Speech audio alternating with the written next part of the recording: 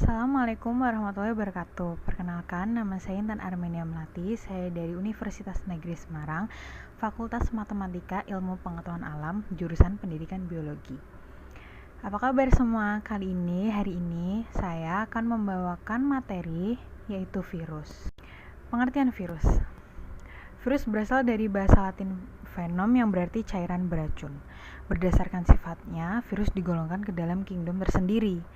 Virus juga tidak termasuk ke dalam sel karena tidak memiliki sitoplasma dan nukleus. Berdasarkan letaknya, virus bisa terdapat di luar maupun di dalam sel. Yang pertama ada di luar sel.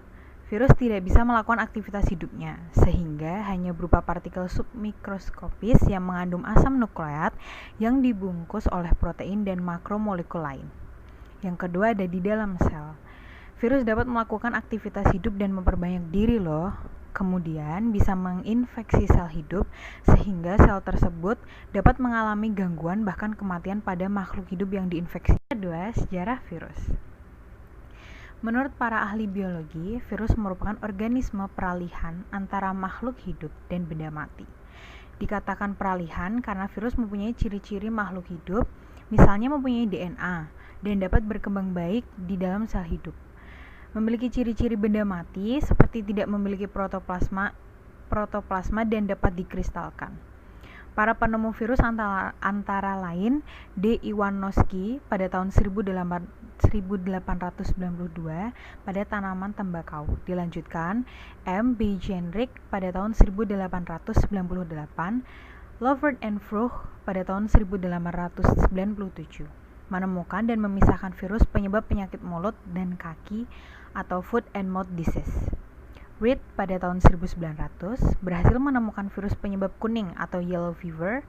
Stuart and Harrell pada tahun 1917 penemu bakteriofag. Wendell M. Stanley pada tahun 1935 berhasil mengkristalkan virus mosaik pada tembakau.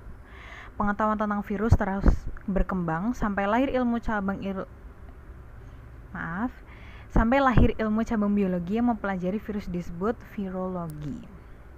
Selanjutnya ada ciri-ciri virus, dan kali ini aku akan membacakan 7 ciri-ciri virus. Yang pertama, ukurannya sangat kecil, yaitu 20-30 milimikron. Kecil banget gak sih? Kecil kan? Yang kedua, ada merupakan organisme supranik karena ukurannya yang kecil sehingga hanya dapat dilihat dengan mikroskop elektron. Yang ketiga, tubuhnya mengandung salah satu asam nukleat, DNA atau RNA saja. Yang keempat, tidak memiliki enzim metabolisme, ribosom maupun organel sel lainnya. Yang kelima, hanya memerlukan asam nukleat untuk proses reproduksinya, makanya dia cepat banyak berkembangnya ya. Yang keenam, tidak dapat hidup di luar sel, sehingga hidupnya bergantung pada sel hidup lain untuk memperbanyak diri. Yang ketujuh, karena hidupnya bergantung pada sel lain, maka virus merupakan mikroorganisme parasit. Selanjutnya, ada struktur virus. Secara umum, struktur tubuh virus terdapat atas 4 bagian utama, yaitu kepala, isi tubuh ekor, dan kapsid.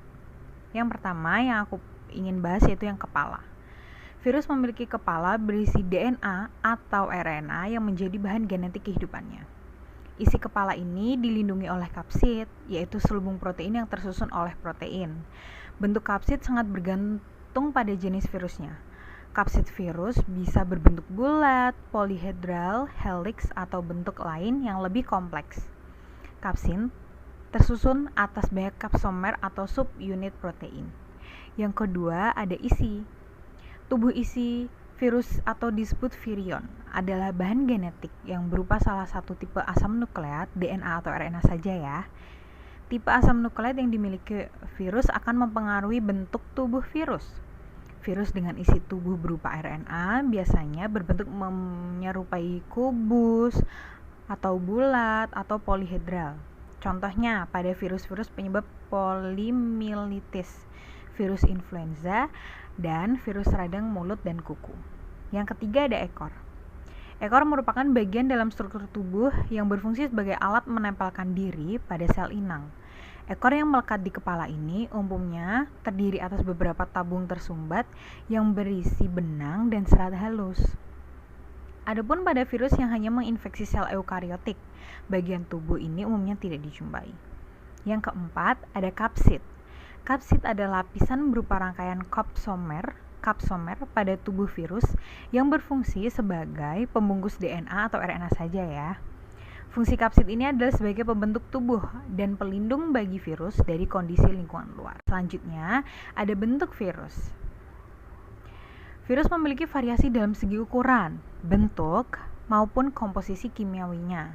Bentuk-bentuk virus yaitu yang pertama, bentuk tubuh bulat dimiliki oleh virus-virus penyebab penyakit AIDS, Ebola, dan influenza.